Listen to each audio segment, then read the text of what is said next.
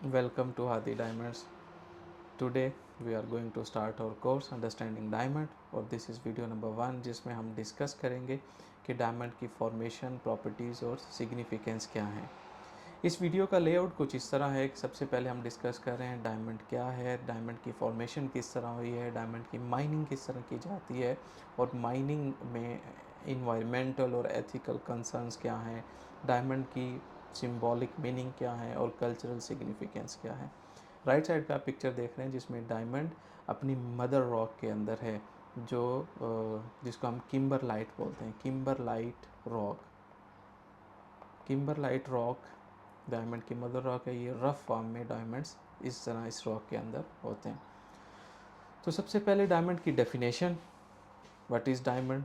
Diamond एक crystalline form है carbon की, crystalline form of carbon, this is pure carbon. और ये डायमंड की फॉर्मेशन अंडर इमेंस प्रेशर और हीट में होती है। बहुत ज़्यादा हीट और प्रेशर रिक्वायर होता है, जो कि ज़मीन के अंदर ही उतना प्रेशर और हीट अवेलेबल होती है। एक सूटेबल इन्वायरमेंट यही है कि ज़मीन के अंदर ये डायमंड्स फॉर्म होते हैं।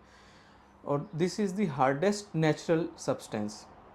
अब एक चीज़ होती है हार्डेस्ट और एक होती है toughest. Hardest material and toughest. Hardest material resist करेगा स्क्रैच को, कोई भी चीज़ इसको स्क्रैच नहीं कर सकती। जितना मटेरियल हार्ड होगा इट मीन्स कि वो उतना ही डिफ़िकल्ट है स्क्रैच करना, और जितना ही मटेरियल टफ होगा इट मीन्स कि वो उतना ही डिफ़िकल्ट है उसको तोड़ना, ब्रेक करना। तो डायमंड हार्डेस्ट मटेरियल है, टफेस्ट मटेरियल नहीं है। इसको कोई और मटेरियल स्क्रैच नहीं कर सकता। डायमंड ही डायमंड को स्क्रैच कर सकता है, डायमंड ही डायमंड को कट कर सकता है, लेकिन डायमंड टूट भी सकता है, ब्रेक हो सकता है। तो this it is not the toughest material, जिसकी रैंकिंग 10 है on most scale of hardness. Diamond की फ़िज़िकल प्रॉपर्टीज़ क्या हैं। डायमंड की फ़िज़िकल प्रॉपर्टीज़ में 3 चीज़ें हैं, ब्रिलियंस, फायर और सिंटिलेशन। ब्रिलियंस किस चीज़ को कहते हैं, जब आप किसी डायमंड को देख रहे हैं तो डायमंड से लाइट का रिफ्लेक्शन होना, लाइट का डायमंड की सरफेस पे रिफ्लेक्ट होना, उसको हम ब्रिलियंस कहते हैं। और ब्रिलियंस की बेस पर प्राइस में फ़र्क पड़ता है कि डायमंड कितनी ज़्यादा ब्रिलियंस शो कर रहा है। देन फायर है। फायर जब लाइट डायमंड के अंदर जाती है और वो किस तरह ब्रेक होती है रेनबो कलर्स में, जिस तरह ये पिक्चर के अंदर नज़र आ रहा है, ये फायर नज़र आ रही है कि किस तरह डायमंड में लाइट ब्रेक होती है। और जितनी ज़्यादा लाइट ब्रेक होगी, जितने ज़्यादा कलर्स की रिफ्लेक्शन होगी उसके अंदर से, उसको हम फायर बोलते हैं, कलर डिस्पर्शन को। देन सिंटिलेशन क्या है, स्पार्कल है जब डायमंड को मूव किया जाता है। जब डायमंड को आप मूव कर रहे हैं और उसके अंदर से जो स्पार्कल आ रहा है उसकी इंटेंसिटी को हमने मेजर करना होता है। तो ये 3 फिजिकल प्रॉपर्टीज़ हैं जिनकी बेस पर डायमंड को इवेल्युएट किया जाता है, और ये फिजिकल प्रॉपर्टीज़ किसी और जेमस्टोन में नॉर्मली नहीं होती। डायमंड का लस्टर सब एडमेंटीन होता है, सब एडमेंटीन, ये एक टेक्निकल टर्म है जिसका मतलब है लुक लाइक स्टार्स। और यही चीज़ डायमंड की इसको दूसरे जेमस्टोन से सेपरेट करती है कि किसी और स्टोन में इतनी ज़्यादा ब्रिलियंस नहीं होती है, इतनी ज़्यादा फायर नहीं होती और इतनी ज़्यादा सिंटिलेशन नहीं होती है। नेक्स्ट, डायमंड की फॉर्मेशन को समझने के लिए अर्थ के स्ट्रक्चर को देखते हैं। नॉर्मली ज़मीन कुछ को जो ब्रॉड कैटेगरीज हैं उसमें हम 3 लेयर्स में डिवाइड करते हैं, क्रस्ट, मेंटल और कोर। कोर और मेंटल को हम डिवाइड करते हैं 2 फर्दर कैटेगरीज में, upper mantle and lower mental. Crust जो टॉप ज़मीन की सरफेस है जिस पर सब कुछ है, माउंटेन्स हैं, रिवर्स हैं, वट एवर, जो भी ज़मीन का टॉप का पार्ट है ये क्रस्ट है। और ये क्रस्ट किसी पूरी ज़मीन में हर जगह से सेम इसकी लेंथ नहीं होती है, ये 40 टू 50 किलोमीटर डीप तक हो सकता है। आफ्टर डैट अर्थ का जो सेकंड लेयर है वो स्टार्ट होती है मेंटल, और अपर मेंटल का जो पार्ट है हेयर, यहाँ पे डायमंड की फॉर्मेशन होती है। Normally 150 kilometre inside the earth, 150 to 250 kilometres inside the earth mental के पार्ट में डायमंड की फॉर्मेशन। ये वो जगह है जहाँ पे रिक्वायर्ड प्रेशर और हीट अवेलेबल होती है। डायमंड कभी भी क्रस्ट पे एक बहुत ही रेयर फिनोमेना है कि जिसकी सूरत में क्रस्ट में बनते हैं, वो अभी हम डिस्कस करेंगे। लेकिन 95 to 96% डायमंड की फॉर्मेशन अपर मेंटल के पार्ट में होती है। डायमंड जितने भी हैं ज़मीन पर जो अभी बन चुके हैं, वो 1 से 3 बिलियन साल पहले बन चुके हैं। डायमंड की फॉर्मेशन की जो टाइमलाइन है वो 1 से 3 बिलियन साल पहले डायमंड बन चुके हैं जो अभी हम यूज़ कर रहे हैं, और 100 to 150 miles beneath the earth surface इनकी नॉर्मली फॉर्मेशन होती है। ये फर्स्ट विंडो ये देख रहे हैं आप, ये फर्स्ट जो जिसको टैग किया है, ये डायमंड की फॉर्मेशन की जो सबसे ब्रॉड कैटेगरी है वो ये है। ये मेंटल पार्ट है अर्थ की लेयर का।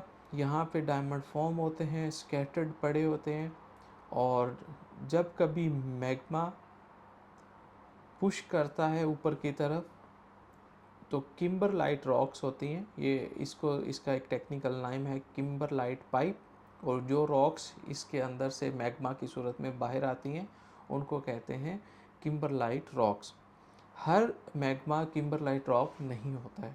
जितनी भी वॉल्केनिक इरप्शन होती है ज़रूरी नहीं कि सभी किम्बरलाइट हों, तो ये कुछ स्पेशल रॉक्स होती हैं, स्पेशल फॉर्मेशन है रॉक की।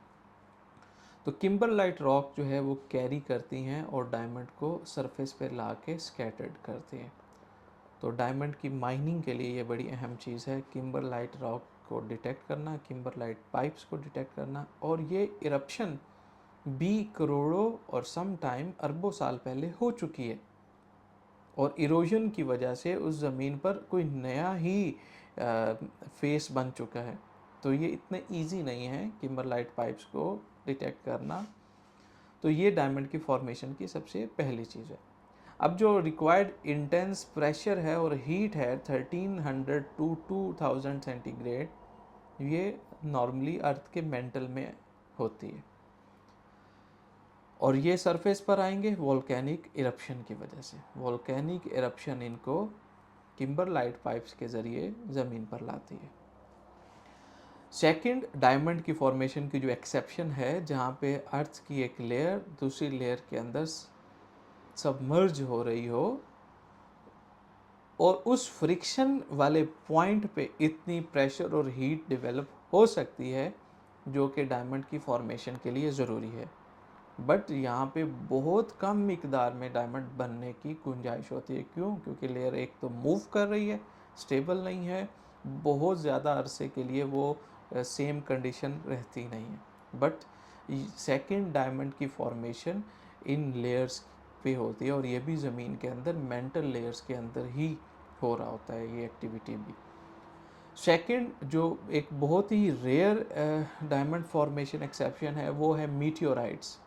मीटियोराइट से भी डायमंड की फॉर्मेशन होती है कि जब मीटियोराइट अर्थ की सरफेस को पे गिरते हैं और उस इम्पैक्ट की वजह से बहुत कम वक्त के लिए वो प्रेशर और हीट अवेलेबल होती है जो डायमंड की फॉर्मेशन के लिए ज़रूरी है। और इस तरह बहुत ही छोटे साइज़ में नैनो साइज़ में जो है डायमंड के क्रिस्टल फॉर्म होते हैं। बहुत बड़े स्टोन्स जिनको हम जैसे ज्वेलरी रिंग के लिए काट सकें, वो इस इम्पैक्ट में नहीं बनते हैं। अब सबसे ज़्यादा जो डायमंड की फॉर्मेशन है और जो माइनिंग का प्रोसेस है वो इस जगह पे इसके साथ कनेक्ट होगा, डायमंड के मेंटल में जो डायमंड्स बन रहे हैं। अभी इसी चीज़ को हम एक दूसरे तरीके से एक्सप्लेन करते हैं कि 1 to 3 billion years ago volcanic corruption हुई जिसने मेंटल से डायमंड्स को पकड़ा। मैग्मा ने किम्बरलाइट पाइप के ज़रिए इरप्शन हुई और डायमंड्स बिखर गए। अब उसके बाद करोड़ों और अरबों सालों की इरोजन के बाद आज हमें सेम वो सरफेस एक मैदान की तरह नज़र आएगी, वहाँ पे वैली होगी, रिवर होंगे, फील्ड्स होंगे, खेत हैं, सब कुछ मतलब वो डिफरेंट है वो, क्योंकि माउंटेन सारी इरोजन की वजह से ख़त्म हो चुकी। अब जब मैग्मा कूल डाउन हुआ तो इस पाइप के अंदर डायमंड्स रुक गए, कुछ तो ऊपर आ गए और कुछ इस पाइप के अंदर रह गए। अब जो ऊपर आ गए हैं वो इस जगह मौजूद होंगे और जो किम्बरलाइट पाइप के अंदर हैं वो उसी तरह मौजूद हैं। तो इनकी माइनिंग करते हुए ये बड़ी अहम चीज़ है, फॉर्मेशन, क्योंकि माइनिंग फॉर्मेशन पे ही डिपेंड करती है। तो ये अभी हम शॉर्टली डिस्कस करेंगे इसको। अभी देखें इसी चीज़ को दोबारा एक डिफरेंट एंगल से डिस्कस करते हैं। ये स्टार्टिंग पॉइंट है, स्टार्टिंग पॉइंट है हमारे पास किम्बरलाइट पाइप डिपॉजिट, जो कि after erosion, after cool down, ये किम्बरलाइट पाइप में डायमंड्स मौजूद हैं। अब जो इरप्शन होती है, इरप्शन का जो है इसको हम क्रेटर बोलते हैं, एक्सप्लोसिव हुआ, डायमंड्स बिखर गए और कुछ किम्बरलाइट पाइप के अंदर चले गए। फिर over the millions and billion years वो क्रेटर जो है वो इरोजन की वजह से उसके अंदर से जो रॉक्स थी, जो कुछ था, वो पानी और हवा उसको लेके चल रही है और वो एक नदी या दरिया की शक्ल में चलना शुरू हो गई। और वो पानी जो है उन डिपॉजिट्स को, उन डायमंड, क्योंकि डायमंड तो डिज़ोल्व नहीं हो सकते हैं, रॉक डिज़ोल्व हो सकती है तो डायमंड नहीं हो सकते, तो डायमंड्स फिर इस वाटर चैनल के साथ चलते हैं। और अक्सर दरियाओं में बहुत सारी डायमंड की माइनिंग जो है वो दरियाओं की साइड से होती है, दरिया में से डायमंड को ढूंढा जा रहा होता है। वो सिर्फ इस वजह से कि वहाँ डायमंड बने नहीं है। जर्नी उसकी स्टार्ट यही है कि किम्बरलाइट पाइप है, इरोजन होती है और उसके बाद थर्ड पे वो प्लेसर डिपॉजिट बनते हैं। इनको हम कहते हैं प्लेसर डिपॉजिट, जिनको हम शॉर्टली डिस्कस करेंगे। ये प्राइमरी डिपॉजिट हैं, प्राइमरी डिपॉजिट और प्लेसर डिपॉजिट। प्राइमरी, यहाँ से डायमंड माइन करने बहुत मुश्किल हैं और कॉस्टली हैं। और ये हैं हमारे पास प्लेसर, या जिसको हम सेकेंडरी डिपॉजिट भी कहते हैं, यानी कि वहाँ पे डायमंड बने नहीं हैं लेकिन वहाँ से माइन किए जा रहे हैं। ठीक है, तो ये डायमंड की फॉर्मेशन का प्रोसेस था। अब डायमंड को जब हम माइन कर रहे हैं तो हमारे पास या प्राइमरी डिपॉजिट होगा जिसको हम माइन कर रहे होंगे, या फिर सेकेंडरी डिपॉजिट होगा। तो उसकी बेस पर कि डिपॉजिट किस किस्म का है, माइनिंग का मेथड डिपेंड कर सकता है। सबसे पहले माइनिंग का मेथड है ओपन पिट माइनिंग। ओपन पिट माइनिंग क्या है कि आपके पास वो एरिया डिटेक्ट हो गया, वो किम्बरलाइट पाइप हो सकता है, वो प्लेसर डिपॉजिट हो सकता है, और मोस्टली ओपन पिट माइनिंग किम्बरलाइट पाइप पे होती है। तो किम्बरलाइट पाइप जिस तरह वो एरिया है, आप देख रहे हैं ये जिस तरह एरिया है, इसके अंदर इसमें खुदाई करते जाएंगे और डायमंड्स को फिल्टर करते जाएंगे और उसी तरह किम्बरलाइट पाइप के अंदर डेप्थ में जाते जाएंगे। ये बहुत बड़े जो है होल्स डग किए जाते हैं जो डायमंड रिच किम्बरलाइट में होते हैं। और इस तरह की एग्जांपल में जो सबसे बड़ी माइंस हैं ओपन पिट माइनिंग में, वो ओरापा डायमंड माइन है जो बोस्वाना में है, और इकार्टी माइन है जो कनाडा में है, जो ओपन पिट माइंस हैं। देन सेकंड माइनिंग की जो मेथड है वो है अंडरग्राउंड माइनिंग। ओपन पिट माइनिंग से जब ऊपर जितने भी रिसोर्सेज हैं वो एग्जॉस्ट हो चुके होते हैं, या फिर आपका किम्बरलाइट पाइप जो है उसकी जो टोटल टॉप सरफेस है वो कम हो और अंडरग्राउंड रॉक्स के अंदर वो हो, तो उस वक्त फिर अंडरग्राउंड माइनिंग की जाती है और ये टनल्स बनाई जाती हैं किम्बरलाइट डिपॉजिट के अंदर। और ये मेथड ज़्यादा कॉस्टली है डायमंड को माइन करने का इसके निस्बत। तो कनाडा में जो डायविक माइन है और मीर डायमंड माइन जो रशिया में है, वो अंडरग्राउंड डायमंड माइनिंग की एग्जांपल है। थर्ड जो है वो है अलूवियल माइनिंग। अलूवियल माइनिंग होगी हमेशा सेकेंडरी डिपॉजिट से। सेकेंडरी अभी हमने डिस्कस किया, जहाँ डायमंड बनते नहीं हैं लेकिन over the million and billion years diamond erosion की वजह से उस जगह पहुंच चुके होते हैं। तो वो रिवर हो सकता है, वो प्लेन कोई ग्राउंड हो सकता है जहाँ पे डायमंड पहुँच चुके हैं। और एलुवियल माइनिंग क्या है, ये इरोजन की वजह से होती है किम्बरलाइट पाइप की, रिवर बेड्स में और सी बेड्स में। और जो सबसे बड़े रिसोर्सेज हैं एलुवियल माइन के वो अफ्रीका में हैं, जिसमें कसाई रिवर बेसन जो है Congo, democratic Republic of Congo में, ये सबसे बड़ा सोर्स है लुवियल माइनिंग का। सेकंड, एलनडेल डायमंड फील्ड है ऑस्ट्रेलिया में, जहाँ पे अलुवियल माइन, और इसके अलावा और भी बहुत सारी अलुवियल माइनिंग डिपॉजिट्स मौजूद हैं। लास्ट माइनिंग का मेथड है वो है मेरीन माइनिंग। मेरीन माइनिंग में डायमंड को समंदर में से माइन किया जाता है, और इसकी एग्जांपल है डेब्रामीन नमीबिया माइन और डिबियर्स मेरीन साउथ अफ्रीका माइन। इसमें जो किम्बरलाइट पाइप हैं वो समंदर के अंदर होते हैं और उनको डायरेक्टली वहीं से ही माइन किया जाता है। तो ये 4 माइनिंग मेथड हैं डायमंड के लिए। जो एलुवियल माइनिंग है ये ऐसा सबसे कम कॉस्ट में जो डायमंड निकलते हैं वो एलुवियल माइनिंग से निकलते हैं, और इनकी वजह से बहुत ज़्यादा झगड़े और इवन के जंगें भी हुई हैं। और इसी को हम एक शॉर्टली अभी डिस्कस करते हैं कि डायमंड की हिस्ट्री को ब्रीफली डिस्कस करते हैं। डायमंड हज़ारों सालों तक इंडिया से ही माइन किए जाते रहे। इंडिया डायमंड में सबसे पहला सोर्स है दुनिया में, और 1700 AD तक जस्ट इंडिया ही डायमंड सप्लाई करता था। और बहुत ज़्यादा मशहूर ज़माना जो डायमंड हैं जैसे कोहिनूर और ब्लू होप डायमंड है वो इंडिया से ही माइन किए गए थे, गोलकोंडा, इंडिया की गोलकोंडा माइन से। आफ्टर 1700 AD ब्राज़ील से डायमंड डिस्कवर होते हैं, और वो डायमंड अलुवियल डायमंड थे। आपने देखा अलुवियल डायमंड सबसे इजी हैं माइन करना। तो इतनी प्रोडक्शन थी ब्राज़ील के डायमंड्स की कि उसने रिप्लेस कर दिया इंडिया को और टॉप प्रोड्यूसर बन गया 18th सेंचुरी में। 17 to 18 में ब्राज़ील डायमंड सप्लाई करना शुरू किए, और ये सेकंड सोर्स था। देन अफ्रीका से 1867 से जब वहाँ पे डायमंड की डिस्कवरी हुई, तो वो एक डायमंड रश और जो मॉडर्न डायमंड इंडस्ट्री है वो उसके बाद बनी।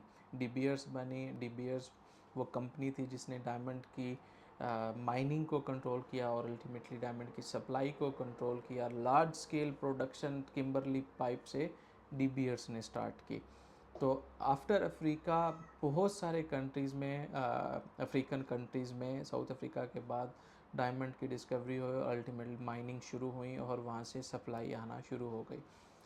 देन 1950s के करीब रशिया में डायमंड डिस्कवर हुए, साइबेरिया के एरिया में, और बहुत बड़े डिपॉजिट थे। और आज भी डायमंड प्रोडक्शन में बाय वॉल्यूम रशिया सबसे ऊपर है। रशिया सबसे ज़्यादा डायमंड प्रोड्यूस कर रहा है। कनाडा में 1990 में माइंस डिस्कवर हुई, और डायमंड, कैनेडियन डायमंड स्पेशली मशहूर हैं एथिकल माइनिंग की वजह से। जो और ये 5 मेजर कंट्रीज़ हैं जहाँ पे डायमंड की माइनिंग थी। फर्स्ट इंडिया, देन ब्राज़ील, और उसके बाद South Africa, and then Africa के और बहुत सारे मुल्क। और इसके अलावा ऑस्ट्रेलिया से भी डायमंड माइन होते हैं, और भी कुछ डायमंड के सोर्स हैं जहाँ पे डायमंड माइन होते हैं। लेकिन हज़ारों सालों तक जस्ट इंडिया सोर्स था। देन ब्राज़ील के डायमंड्स आते हैं मार्केट में, और उसके बाद अफ्रीकन कंट्रीज़ और बाकी मुल्कों के डायमंड्स माइन होना शुरू होते हैं। फॉर्मेशन बिलियंस ऑफ ईयर्स पहले हो चुकी है ऑलरेडी।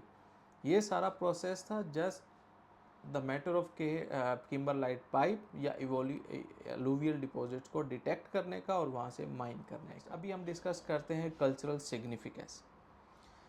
रोमन्स और ग्रीक्स ये समझते थे कि जो डायमंड्स हैं ये खुदाओं के आंसू हैं, कि कोई और मटेरियल इतनी शाइन, इतनी चमक नहीं दे रहा, अनपैरेलल्ड ब्यूटी है ये।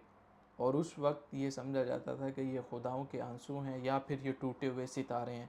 इसके अलावा और क्या हो सकता है मटेरियल जो इतनी ज़्यादा शाइन दे और कोई भी चीज़ उस पर असर नहीं कर रही है, जो उसको ख़राब कर रही हो इन अ सेंस। और फॉर इंडियंस का एक गरुदा पुराना एक हिंदू टेक्स्ट है जिसके अंदर लिखा हुआ है कि डायमंड एक प्रोटेक्टिव और मैजिकल प्रॉपर्टीज़ रखता है। ये जो पहनता है वो उसको प्रोटेक्शन देता है ब्लैक मैजिक से एंड समथिंग लाइक दैट। और इसी तरह हर कल्चर के अंदर हर स्टोन को लेकर, लेकिन स्पेशली डायमंड को लेकर इस तरह के बिलीव्स हैं और ये हमेशा से स्पेशल रहा है। ये आज के लिए नहीं, ये हज़ारों सालों से ही स्पेशल रहा है। ये स्टोन बादशाहों का स्टोन ही रहा है या एलीट का स्टोन ही रहा है, क्योंकि बहुत कम था, बिल्कुल माइनर से गिने चुने से पीसीज होते थे और इसीलिए और कॉस्टली भी होते थे। और सेम वही पैटर्न अभी तक चल रहा है कि कॉस्टली भी हैं, लेकिन अभी मॉडर्न माइनिंग की वजह से हमारे पास क्वांटिटी ज़्यादा हो गई और इसलिए ये अवेलेबल हैं। लेकिन ये इतना ख़ास स्टोन है, आप देख रहे हैं कि अभी जैसे हमने इस वीडियो को स्टार्ट किया कि ज़मीन के अंदर हज़ारों साल, अभी आपके हाथ में कोई डायमंड है तो वो कम से कम 1 अरब साल पहले ज़मीन के अंदर बना था। और कितनी सदियां और कितने मिलीनियम गुजरने के बाद इंसान ने उसको माइन किया, कट किया, और वो इसलिए ये बहुत रेयर और ख़ास चीज़ है। तो जो बहुत सारे मशहूर डायमंड्स हैं, लेकिन अभी हम इन तीन मैंने आपको दिखा रहा हूँ। जो सबसे पहले कोहिनूर है, कोहिनूर ब्रिटिश क्राउन में है और ये इंडियन माइन गोलकोंडा माइन से था, बहुत सारे बादशाहों के पास रहा, अभी भी एक क्राउन में है ये। और दूसरा होप डायमंड ब्लू डायमंड है और ये भी इंडिया से डिस्कवर हुआ था, माइन हुआ था। और थर्ड पे है कलिनन डायमंड, ये अफ्रीकन डायमंड है। ये बहुत बड़ा एक रफ डायमंड था, अराउंड 3000 कैरेट जो मिला था और उसके अंदर से बहुत ज़्यादा स्टोन काटे गए थे। तो ये भी ब्रिटिश क्राउन के अंदर लगा हुआ है। उसके बाद मॉडर्न सिंबलिज्म क्या है, डायमंड आप देख रहे हैं तो डायमंड किस चीज़ को डिपिक्ट कर रहा है? डायमंड इटर्निटी को डिपिक्ट कर रहा है। बिलियंस ऑफ ईयर्स इसकी फॉर्मेशन और इसका सरवाइव करना, दिस इक्वल्स टू इटर्निटी। तो डायमंड एक सिंबल है इटर्निटी का, लव का और स्ट्रॉन्ग कमिटमेंट का, being precious, being costly and being rare. तो ये डायमंड की सिंबलिज्म है कि डायमंड इटर्निटी, लव और कमिटमेंट को रिप्रेजेंट करता है। और ये चीज़ डिबियर ने एक diamond is a forever campaign, बड़ी मशहूर ज़माना कैंपेन है, उसके ज़रिए इस आइडिया को मज़ीद पॉपुलराइज़ किया। डायमंड 14 सेंचुरी से ही इंगेजमेंट रिंग्स में यूज़ हो रहे हैं, लेकिन मेन स्ट्रीम जो यूज़ है इनका इंगेजमेंट रिंग में वो 20th सेंचुरी से हुआ। और अभी इंगेजमेंट या डायमंड वेडिंग के लिए अगर कोई स्टोन है तो वो डायमंड है, जो आपकी अनपैरेलल्ड और लाइफ लॉन्ग कमिटमेंट को रिप्रेजेंट करता है। अभी ये वीडियोस को हम ख़त्म करते हैं, कुछ मेन पॉइंट्स जो हम इससे ले सके, समझ पाए कि डायमंड बहुत रेयर है, इसकी फॉर्मेशन, एक्सट्रैक्शन, माइनिंग, कटिंग, सब कुछ एक स्पेशलाइज्ड, एक डिफरेंट चीज़ है जो किसी और स्टोन के साथ अटैच नहीं है। और इसकी फॉर्मेशन अरबों साल पहले हुई। फिर हमने एथिकल सोर्सिंग को देखा, जब आप डायमंड बाई कर रहे हो तो ये आपको थोड़ा सोचना होगा, देखना होगा कि आप जो डायमंड बाई कर रहे हैं वो वेरीफाइड कंपनी से ले रहे हैं, वेरीफाइड सोर्सेज से ले रहे हैं जो केपी प्रोसेस को फॉलो करते हैं या केपी प्रोसेस के साथ अटैच हैं। फिर डायमंड सिंपली मतलब सिंपल कोई अनदर स्टोन नहीं है कि हाँ एक और स्टोन है, अच्छा वो भी स्टोन है, ये भी स्टोन है। तो इनकी बहुत ज़्यादा कल्चरल, रिलीजियस और इमोशनल वैल्यू है जो इनके साथ अटैच है। तो ये हमारी पहली वीडियो थी, I hope you like it. आपको इसके बारे में कुछ पूछना हो आप कमेंट्स में पूछ सकते हैं। नेक्स्ट हमारी वीडियो होगी जिसमें हम डायमंड 4Cs को डिस्कस करना शुरू करेंगे और कलर, डायमंड कलर को डिस्कस करेंगे। अभी के लिए इतना ही, दुआ में याद रखिएगा। Thank you, जज़ाक।